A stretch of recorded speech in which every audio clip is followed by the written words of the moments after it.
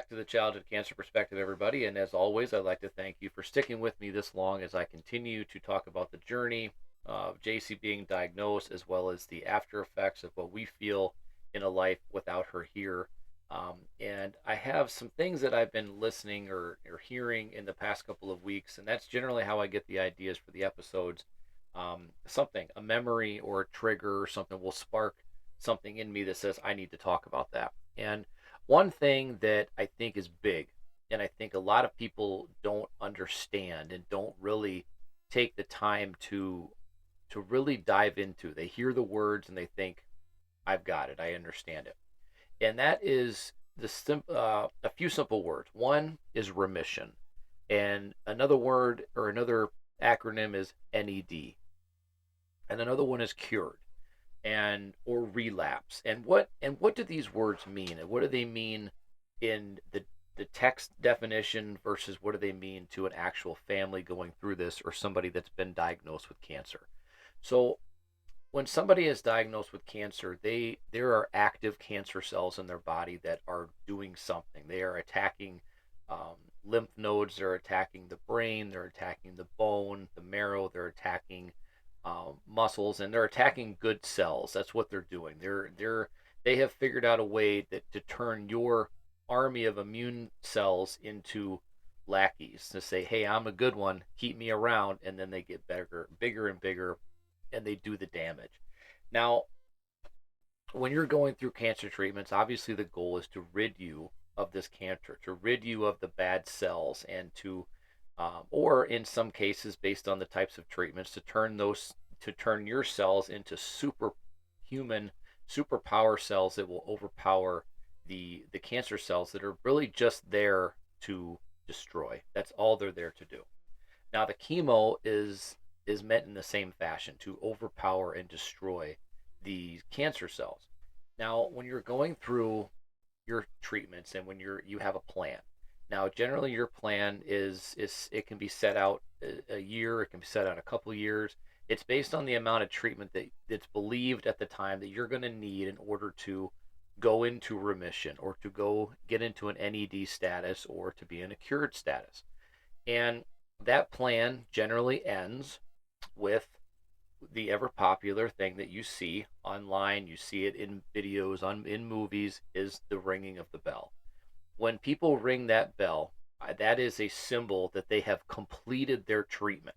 That is unfortunately not a symbol that they are cured. It's not a symbol that that their life is now going to go back to the way it was before diagnosis. That is not a symbol that says everything is all sunshine and rainbows now. And I don't mean to be the bearer of bad news or be the Debbie Downer, but the reality of it from a side that's seen it is that ringing that bell just means that your treatment has finished. You have completed the plan that was set out for you, and you are now going to move into what's called the maintenance phase. And just think about it as maintenance for your car, the general upkeep to make sure your car runs smoothly, everything fires on all cylinders, everything is doing what it's supposed to do so your car lasts for a very, very long time. Same thing goes for your body. When you go into the maintenance phase, the maintenance chemo, it is meant to keep your body moving in the direction that it's going now, keeping it healthy, keeping you happy. You're developing and growing, and things are going in the direction they should have gone before cancer stepped in and put a hold on the time you were given at that moment. So when you get this plan, so let me just talk about initially JC's plan in the very beginning was she was going to go through 30 rounds of radiation and 5 rounds of chemo. That was the initial plan for her, and at the end of that, then they would reevaluate and see, do we need to move further? Do we need to go into the next phase? Or is she in remission? Is she accepting all these treatments? Is her body reacting the way we want it to react? And do we go into maintenance before anything else? Because there are some steps that you would take to go further if the chemo or the radiation or the immunotherapies or whatever are not working, or they're not working as great as you hoped they would. Now, that initial plan said 30 rounds of radiation. We said, okay. Now that meant every day, 5 days a week, she would go in for radiation. She would go in, they would put her to sleep. She would go in and be strapped to the table. She would have the mask put on, and then she would have directed radiation um, right at the ventricle where the tumor was that they had removed during her initial stay in the hospital in February. And that was done, and she would come home and everything was great. You couldn't tell that anything was going on. It wasn't even until the very end of radiation and even a little bit afterwards before that little chunk of hair in that area started to fall out. Otherwise, you'd never know that anything was wrong or that anything had happened. And that was the plan. Now, at the end of that radiation, of course, they did more testing. We did MRIs and CTs all the time, and that was always to kind of check the progress and keep up with what was going on with her treatments, how her body was reacting, if she was rejecting anything, or if it was working. Now, for JC, after she had the total resection of the tumor in her brain, and then she had the radiation, she was doing fantastic. There was no signs of any cancer cells. There was nothing in her spinal fluid. There was nothing in any other parts of her body that would indicate that the cancer that was in her brain had spread or was going to spread. So after the 30 rounds of radiation, an alteration to her plan was made. It was decided from obviously her mother and I, and then also her main doctor, collaborating with a doctor in Philadelphia at CHOP, and they decided that based on the results of how she was reacting to the radiation, reacting to those treatments, we did not need to move forward with chemo because there was no need for it. At that point, at that moment, JC was NED. Okay, she was NED. There was no evidence of disease at all. There was nothing there. There was nothing in the cancer cells. There was no cancer cells in the spinal fluid. There was nothing there to show that she was currently fighting any type of disease, any type of cancer. It was gone. Now, there's a difference, okay? So when you say remission, what remission would mean is that if you're looking, say, halfway through your treatment plan, and the signs and symptoms or evidence of anything that is going on cancer related have reduced, okay, that means that essentially you're fixing the problem. You're proving that whatever you're doing is working. Okay, they don't have the symptoms that they had before. Maybe they don't have the nausea. They don't have loss of balance. They don't have cognitive issues that they may have been having based on pre-diagnosis. They're not having any of those issues. They're living their life. They're going through their treatments. Things are great.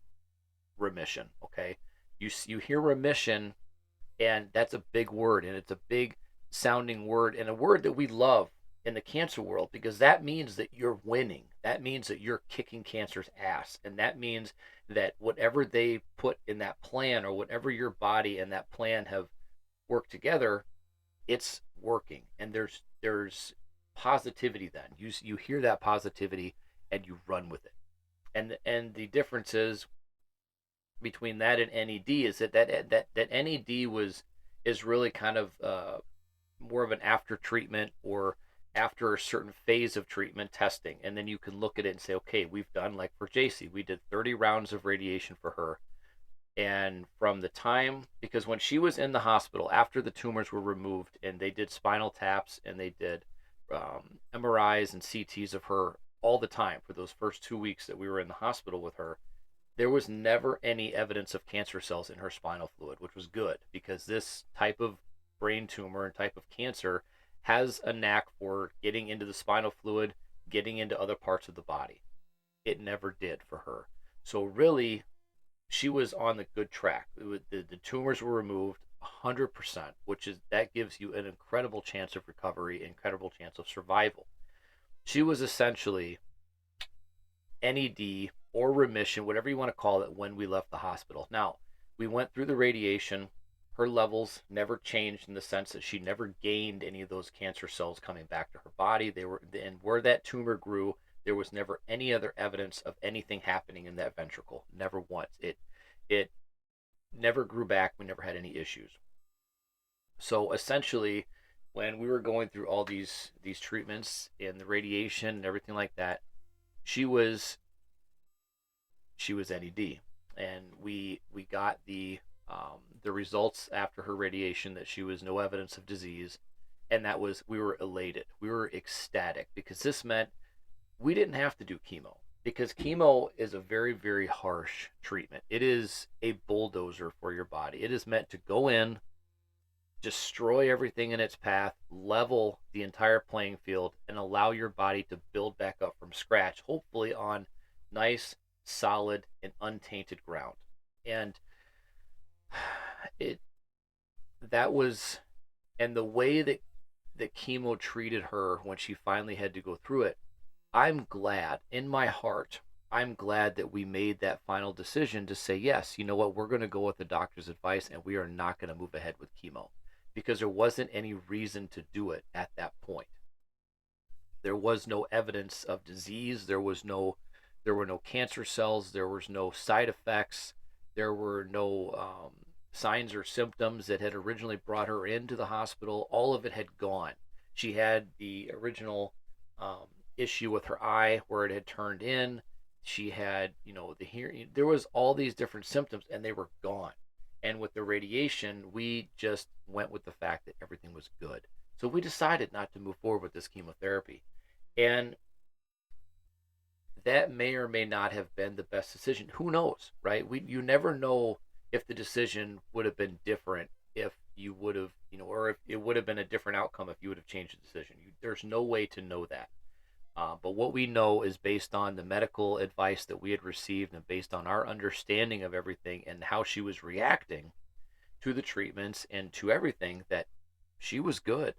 And because of the times we were in at that point, it was May, and so we were still in technically in COVID lockdowns, and there wasn't any type of big celebrations that could be had or anything like that. So they didn't have what you see on TV, the big the bell ringings and every big group of people. We just didn't have it. We couldn't because that's the way that it was. We were living at that point, so we didn't. But they sent us home with a box and it had a little bell in it. And I have a video, I've posted it on social media several times of her ringing that bell. And the only thing that I write in the captions is, if you know, you know.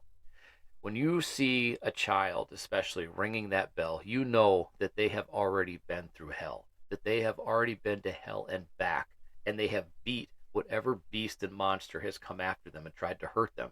That bell symbolizes their graduation essentially into the next phase of their life and being able to leave all the bullshit behind that they had to deal with. But and this is a big but, and this is something that doesn't bother me. Like I like the fact that these kids and even adults, I like that you get to ring the bell to show that what you've been through, and you get to do it, like I said, as a graduation into the next phase of your life. But unfortunately, I think too many people outside of this realm see that bell, they hear that bell, they hear the word remission, they hear the word NED, and they just assume that everything is fine. They assume, well, that means you're good. You rang the bell, you're good, right? You're cured. There's no reason for us to, and unfortunately, there's no reason for us to support you anymore because you won. You did what you needed to do. You beat the cancer, and you moved on.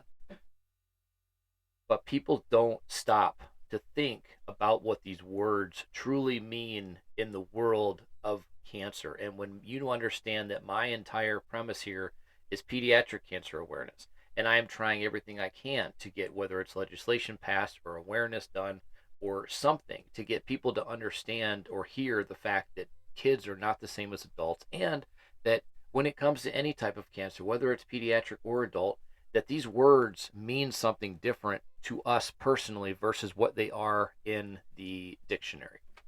Now, like I said, remission means that the signs and symptoms, the dictionary definition is signs and symptoms are reduced. Okay. That means they may not be completely gone, but they're definitely better.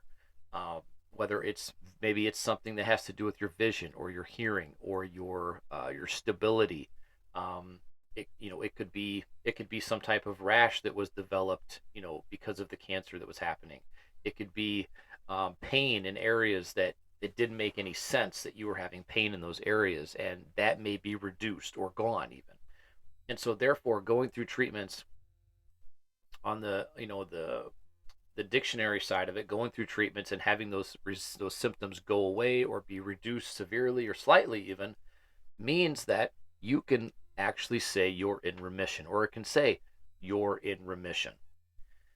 NED, again, at the end of your treatments or at the end of a phase of your treatment, and they do a test and they do a spinal tap, per se for brain cancer or any type of CNS type cancers, which would be central nervous system.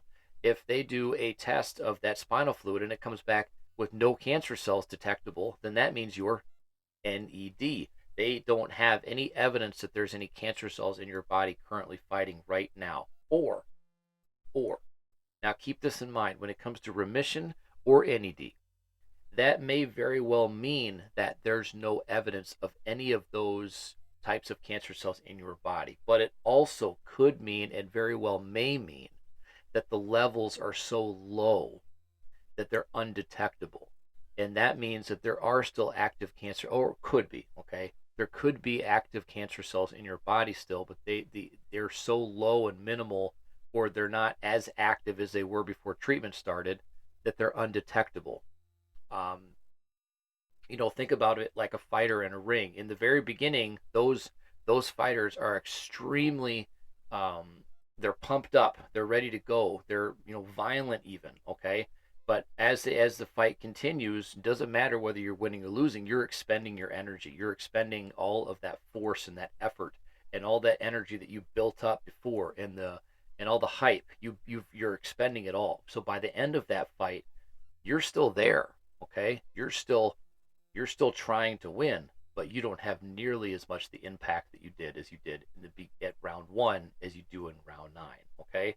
So think about that like with the cancer cells. Compare those. At the very beginning of round 1, they're out there and they're fighting because they want to win. That's their whole point. Destroy and take over whatever host that they have and win.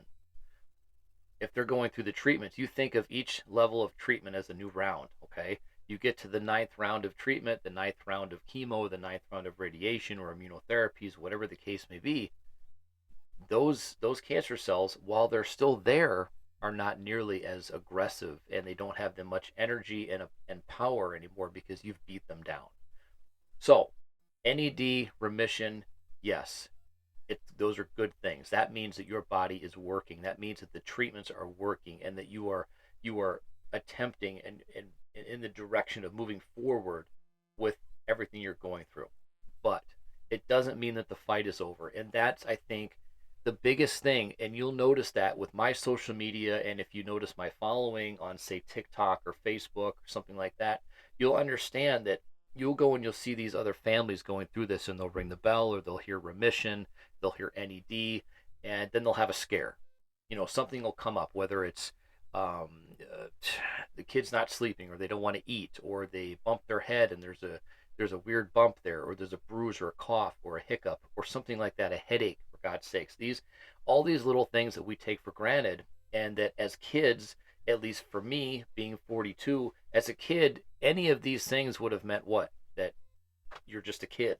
And now, and going through it like this with our own child, is that none of those things, especially after a cancer diagnosis, and especially somebody that's in remission or NED, you are scared that every single one of those things means something different.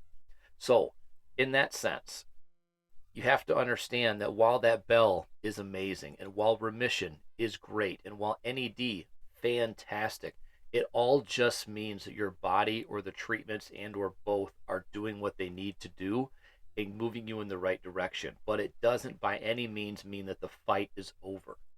Understand that cancer is a diagnosis that is not only a family diagnosis, but generally speaking is a lifelong diagnosis. And even if you get past the 5-year mark, which is that everybody, that's the universal sign of being cured, is 5 years. If you are 5 years NED, or 5 years with just no evidence of anything happening, 5 years past treatment, okay, when your treatment ends, 5 years past that, you are considered cured. But does that mean that everything is good, everything is perfect, everything is wonderful? Some people may go the rest of their life and have very little issues, very minimal issues when it comes to just living a normal life after a cancer diagnosis or after beating it. But the reality is the side effects from the cancer, from the treatments, from all the different things that you had, the testing and things that you had to go through, can sometimes be more detrimental than the actual cancer itself. And so you may be dealing with this for the rest of your life. And with kids, it's especially prevalent that that's what's going to happen. You will be dealing with cancer for the rest of your life. You don't have to let it define you, but you will be dealing with it, whether it's hearing loss or vision loss or mobility or cognitive issues, or it's fertility for women, or or whatever you think that can happen to a body that can break it down and can cause you issues later on in life. That's what every single one of these kids are dealing with, and it's always something that you have to keep in the back of your mind. So for us, even when JC was doing really well, when she was having, after that radiation, from the time we came home and then she did her radiation from February to May, all that stuff that was happening was good. She was happy. She was doing her schoolwork. She was playing with her friends, her neighbors, her neighbors, not our friends because of COVID, but her sisters, and she was really doing well. Like, we really thought we had dodged a massive bullet here, and she was going to be one of the incredible stories that were going to beat cancer, come out of it bigger, better than ever, go on to do all the things that she had dreamed of, and never have another issue. We would just leave this behind us. We were just going to be one of those miracle stories. And everything in those few months led us to believe that that's what was going to happen. And after she was done with her radiation in May, and then it was another 4 months before, unfortunately, she would relapse. Now, the relapse would come at a time when we thought everything was good, but you could tell that her body was starting to do something weird before it happened. It was the way she was acting, the way she was, just her general atmosphere, her aura that she was putting off, whatever you want to call it, was just weird. And you could tell that something was wrong before we knew something was wrong. And even when she went in for the initial testing in September, so September 11th of 2020, and she woke up in the morning and she was sick and she couldn't keep her head up straight, and it was scary. It was very scary. And the first thing that my wife did was she goes, "Oh my God, she's relapsing." And for me, my general nature was to say, "No, don't say that. Don't say that. It's just it's she got a bug or something. We're not going to do that." She was scared. JC was super scared because she didn't know why her body was acting like this. She didn't know what was going on. So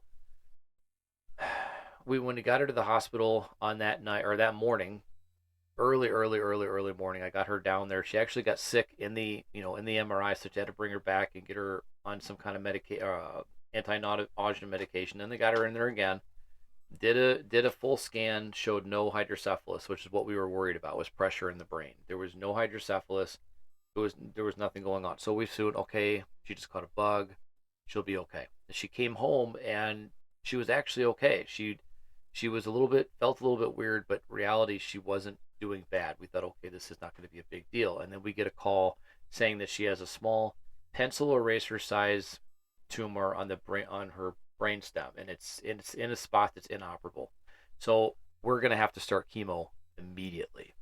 So the plans were set. I did the pre-testing, and it was October 12th of that year, 2020, that we started her very first round of chemo. Now that's going to be a whole nother episode where I will talk about the chemo in general, the radiation in general, in detail actually, as well as the other treatments that she went through in the entire 520 days that she was battling this monster. I will talk about them in great detail and give you a better understanding of what happened during each one of those treatments. And I will hope to have my wife with me on that episode. Now, when it came to like her radiation treatments and her surgeries and things like that, she was with me.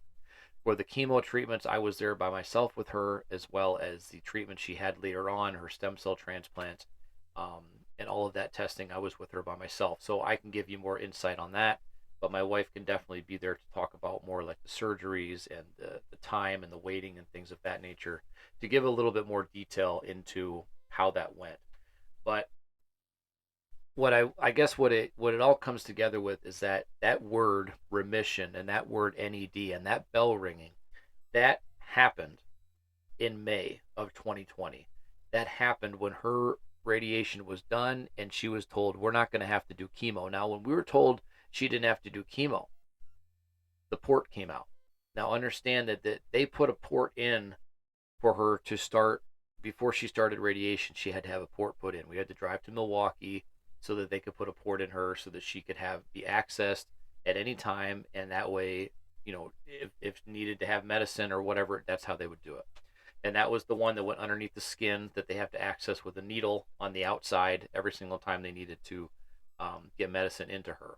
Now, that is something else that is extremely traumatic for these kids. I think it's not, I don't think we give them enough credit for how strong they are when it comes to that procedure by itself. And I saw it firsthand with my daughter, and I didn't. Now, the first time that it happened, I mean, I saw the port, but I didn't see the port actually accessed the first time because my wife had taken her to radiation, and when I was off work, I would take her, and to see it accessed the first time was extremely scary. It was something that I definitely did not understand how intense it was going to be for me watching it on the outside. And then that was, but she had that port put in, and it was, I mean, it was good because it means she didn't have to get as many needle sticks, but she also had to be accessed through that port once a week so that they could give her the medicine she needed when she was getting her radiation. But when we came up with the plan, or when it was told to us that, you know what, she's technically NED right now, there's no reason for us to move forward with chemo. The port was set to come out. That was taken out. So once we took that out, then we assumed, again, this is like taking removal of the port, remission, NED. These are all ringing the bell. These are all signs and symbols that you're winning, signs and symbols that you're beating cancer, or that you have beat it, signs and symbols that you are going to be able to move forward with your life. But, and I say this again, and I don't want to be the bearer of bad news, or I don't want to be that person that says that it's all bad, but the reality of it is, when that happens, when those words are spoken or that action is taken to remove something out of you that's been used along your treatment, or it's a part of you, you have such high, amazing hopes, or you get that elation that you've won. Your child is won, and you should have that. You should feel that. You should absolutely embrace that and take that all day long and say, you know what, I've done it. My kid has done it. I've done it. We've done it as a family. We're going to take this as a win. And you should. You should. But I guess the biggest part of this for the people on the outside is what I want you to understand is, while those are amazing symbols for people that are not included in this community is being directly affected by it, they're amazing symbols of victory. They're amazing symbols of just encouragement and winning. But what they aren't symbols of as is giving up. They're not symbols of don't support me anymore. They're not symbols of this happened, so now I can say, now there's no need for me to to reach out or to be there for you, or there's no need for me to worry anymore, because now you've got that out. You're good, right? Everything's good. No, it's these words. I actually wish we wouldn't use them. I actually, to be honest with you, going through this process and going through everything and hearing the words remission and NED for JC and having the port removed the first time is, I look back at it and it's kind of a bitter thing for me, a bittersweet thing for me, I guess you could say. But really, it's I don't think we should use them, and I think doctors should be extremely, extremely careful when using these words or using the word cured, because I still, in my heart, feel like there is no solid cure. There's the ability of your body and treatments to work together to keep whatever's going on in there so low and under control that it's undetectable. But I don't truly believe that you're curing it. I believe that you're controlling it. And I think that we need to be very careful when we're saying these words, or when you hear the words and think, oh, we can breathe a sigh of relief. Yes, please. Take a breath, be relieved, understand that that your child in this sense has been through an incredible hell, and they deserve all the accolades, and they deserve all the amazing things that are going to come their way because of what they've been through. But also understand that the fight is not over, and you have to continue to give them the support that they need, just as if they were just diagnosed, because in this world of cancer, you never really know. You never truly know when the fight's going to be over. You never truly know when something's going to happen. You never truly understand when something simple and small as a scrape or a cut or a headache or a bump somewhere is going to mean something so much more than just as simply saying a scrape or a cut or a bump. Every cough, every anything like that would send us into kind of a panic. And that's another thing that I think at some point we'll talk about, is that, those little things and those triggers are, they'll, I don't know, they don't stop you from living your life, but they definitely put you in a position to believe that something's wrong all the time. And it's not something that you can just shut off. It's not something you can just get away from. It just means that that's what you are. That's what you are living with every day, and that's what your child is living with every day. And you just have to be very vigilant and try to allow them to live a normal life without showing them how much you're worried, but just really paying attention to their bodies and things that trigger them. So I know that kind of went off a little bit at the end there. I'm trying to think about other things that I can talk about in future episodes, but I hope this was a little bit more informative and understanding about what those words truly mean, both dictionary definitions as well as the definitions that I would give to it if I was writing the dictionary, or I think my family would, or anybody else going through this, what we would call remission, what we would call NED, what we would call cured, or what that bell ringing truly means to us. It is very important. I don't want to ever take away from it. I have listened to and watched many of the children that we have come in contact with our nonprofit and with our social media following. I've heard them ring that bell. I've watched them ring that bell, and I am proud of them. I am truly proud of what they've done and what their families have done to help get them through it. But I am always very, very cautious to say it's take your foot off the gas. I think that if you would ask anybody, you're going to hear that I would always tell them, don't let up. Don't let your guard down, because it's far too easy and far too, unfortunately, prevalent that if you let your guard down, something's going to happen. And then all of this celebration and victorious uh, videos and things like that would just kind of go to the wayside. And I don't want that to happen. So take all these wins, take all these victories in stride, but just remember to keep fighting. Just remember and understand that when you hear somebody that's in remission, absolutely give them the accolades that they deserve, and give them a hug or a high five, or if you don't know them personally and you see it on Facebook, just let them know that you're proud of what they've done and what they've accomplished, and to keep up the fight. And just be there for people and give them the support that they deserve and the support that they need, that support that will never need to go away. You need to always be there, because this fight, unfortunately, is not only a fight that is a diagnosis that is handed to an entire family, but it is a fight that is handed to your entire life. And although you don't have to let it define you, it's definitely in the back of your mind, always. And you want to make sure that you never let your foot off the gas, and you always keep fighting. As always, thank you guys so much for sticking with me as I continue to discuss this journey and come up with topics that I think would be interesting to you, or things that have affected us personally that you may not realize on the outside world. When I say outside world, I mean outside the pediatric cancer community. Things you may not understand, or you hear us talk about and they don't make sense, or things like this, when maybe you see remission and get excited, and we're a little bit weary and you don't understand why. I hope that this helped you understand it a little bit better. I will definitely be back next week with a new episode, and not quite sure what that's going to be yet, but I'm hoping that I can get some more episodes with some guests, and get my wife involved as well. I know my daughter wants to do another episode with me, so that'll hopefully be coming soon.